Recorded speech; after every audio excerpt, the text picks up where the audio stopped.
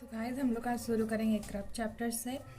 When the plant of same type are grown in a cultivated field at a large scale, it is known as crop. And this pattern of growing such crops are called as cropping patterns.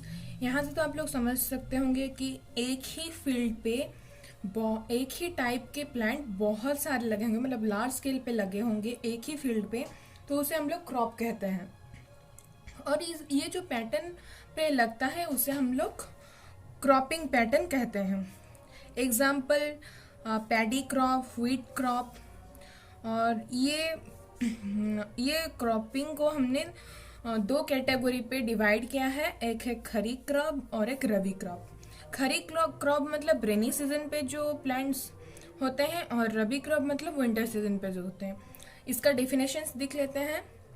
The crop that are shown in rainy season are known to be as kharif crop और summer crop. यहाँ पे confuse मत होइएगा summer और रेनी पे.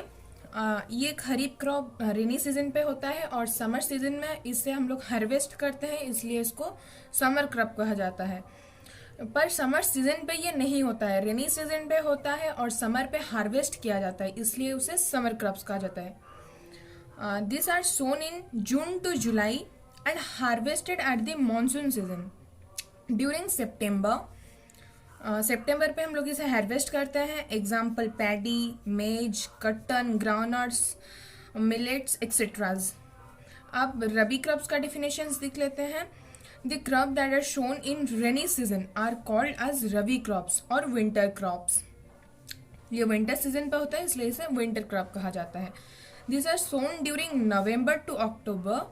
इसे हम लोग नवंबर to अक्टूबर के अंदर दिखते हैं और इसे हार्वेस्ट किया जाता है मार्च के एंड पे टिल अप्रैल तक हम लोग इसे हार्वेस्ट करते हैं. मतलब मार्च एंड से अप्रैल एंड तक हम लोग इसे हार्वेस्ट करते हैं. Example wheat, gram, pea, mustard and lentils etcetera. अब हम लोग देखेंगे एग्रीकल्चरल प्रैक्टिसेस.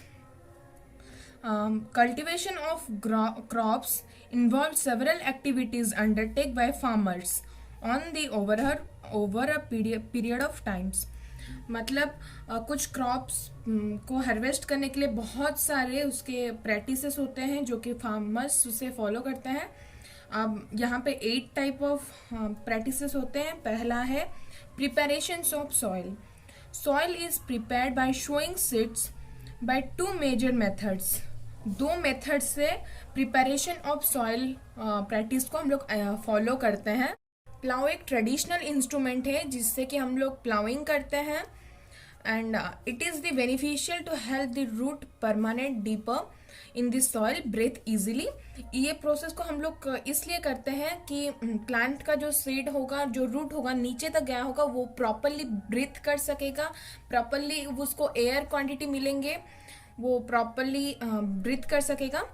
और न्यूट्रिएंट्स रिच जो चीज़ें हैं वो सॉइल में होता है, उसे अब्जॉर्व कर सकेगा जितना अंदर जाएगा वो. और सेकेंड है लेवलिंग. लेवलिंग मतलब the ploughing soil becomes loose. Therefore to harvest soil erosion the plough soil is levelled by pressing it with a wooden और आयरन लेबर. ये जो प्रोसेस होता है लूज करने के लिए सॉइल को, सॉइल एरोजन से बचाने के लिए. And levelling also helps in the uniform distribution of water in the field during irrigation. Levelling help करता है इरिगेशन के टाइम पे प्रॉपरली हर एक प्लांट को वाटर मिले. इरिगेशन मतलब हम लोग जो पानी देते हैं पेड़ पे उसे इरिगेशन कहा जाता है. प्रॉपरली हर एक प्लांट को मिलेगा, ये लेबलिंग मिलेगा, इसलिए हम लोग लेबलिंग करते हैं. अब देखते हैं agricultural instruments. The agricultural practice are done by using various tools. These tools are called agricultural tools. This includes plow and seed driller cultivator. Plough है एक ट्रेडिशनल टूल और सीड ड्रिलर एक मॉडर्न टूल है. Plough को हम लोग पहले ज़माने पे यूज़ करते थे, अभी हमारे मॉडर्न टाइम पे हम लोग मॉडर्न इंस्ट्रूमेंट यूज़ कर रहे हैं, सीड ड्रिलर फॉर प्लाउइंग. और अब देखते हैं शोइंग के बारे में. Sowing is the process of scattering और putting seed into the soil. Sowing मतलब वो जो प्लाविंग और लेबलिंग करने के बाद जो सीड वहाँ पे देते हैं उसे शोइंग कहा जाता है for the growth of plant, because without seed the plants can not be grow. Seed बहुत ज़रूरी है प्लांट ग्रो करने के लिए, इसलिए हम लोग सीड देते हैं। After labelling and ploughing it is done with the help of traditional tool, funnel shaped tool and seed driller, machinery tool of showing using a tractor। Seed driller जो है वो जो ट्रैक्टर हमारे मॉडर्न टाइम पे आके show कर रहा है सीड को, उससे हम लोग सीड ड्रिलर कहते हैं। और ट्रेडिशनल टूल था फॉनल शेप टूल, पहले ज़माने पे जो यूज़ करते थे। And adding manures and fertilisers. Manures और फर्टिलाइजर्स के बारे में देखते हैं। Manures are organic substances. Manures organic substances होता है जो कि decompose of plants and animals waste, और example cow dung, urine etcetera. Plants and animals waste are dumped in pit at open place and allowed it to decompose bye some micro organisms. ये जो animals waste और plants waste को एक जगह इकट्ठा करके उसे हम लोग डिकम्पोज करते हैं, माइक्रो ऑर्गेनिजम्स छोड़ के, लाइक अर्थवर्म्स हम लोग छोड़ते हैं। वो जब डिकम्पोज हो जाता है उसे हम लोग ऑर्गेनिक मैटर कहते हैं और मैन्यूअर के जैसे यूज़ करते हैं हमारे फील्ड पे। और फर्टिलाइजर्स मीन्स तो केमिकल प्रोसेस है जो कि फैक्ट्रीज में बना होकर आता है। Fertilisers are chemical substances which are rich in particular nutrients, example ammonium, sulphate, potash etcetera. अब इरिगेशन के बारे में दिखते हैं। इरिगेशन का मतलब मैं बोली थी पहले से कि पानी जैसे पेड़ पे देते हैं वैसे ही उस प्रोसेस को इरिगेशन कहते हैं। इरिगेशन मतलब to maintain the moisture of soil and field are वेस्टेड regularly. This process of supplying water to regular events is called irrigations. The source of water for irrigation are wells, tubewells, ponds, lakes, rivers, dams and canals। हम लोग जो पानी देते हैं वो पानी का कुछ सोर्सेस होता है, जैसे कि वेल मतलब जहाँ से हम लोग पानी लाते हैं, ट्यूबवेल्स पे से लाते हैं, पॉन्ड से लाते हैं, लेक्स से लाते हैं, रिवर्स से, डैम से, कैनल से, जो कि पानी का सोर्सेस होता है, हम लोग वहाँ से इरिगेशन करते हैं। The traditional method of irrigation involves मोट एंड पॉली सिस्टम्स, देख लिए, एंड चेन सिस्टम्स एक्सेट्रा। हमारा पहले ज़माने पे बहुत सारे ट्रेडिशनल्स मेथड थे इरिगेशंस के, जैसे कि हम लोग पहले भी पढ़ चुके हैं ट्रेडिशनल टूल्स, वैसे ही ट्रेडिशनल मेथड्स ऑफ इरिगेशंस, जैसे प्लम सिस्टम, मोट सिस्टम एक था, डेकली भी एक था, चेन प्लम्प एक था। The modern method of irrigations are sprinkler irrigation and drip irrigation। Sprinkler irrigation मतलब एक जगह पे टैप लगा होगा और वो पानी चारों ओर देता होगा, और ड्रिप इरिगेशन मतलब एक एक बूंदे देते होंगे हर एक रूट के पास, उसे ड्रिप इरिगेशन कहते हैं। अब प्रोटेक्शन फ्रॉम वीड्स मतलब the unwanted plants that are grown in crop, and वो प्लांट हमारा जो रियल प्लांट्स होता है उनका हम लोग जो उसे न्यूट्रिएंट्स देते हैं, वीड्स वो न्यूट्रिएंट्स को ले जाता है, इसलिए हर फार्मर्स वीड्स को हटा देते हैं वहाँ से for their healthy growth of the plant. While the plants are grown in the field, many small unwanted plants also germinated and growth in the field along with the crop. These unwanted wild plants are grown along with the cultivated crops are called weeds। जो unwanted plants है उसे हम लोग weeds कहते हैं। Many methods are adopted by farmers to remove these weeds and to control their growth. This method includes tilling, using hoe separation of weedage like 2/4 D and manually removing them by hands।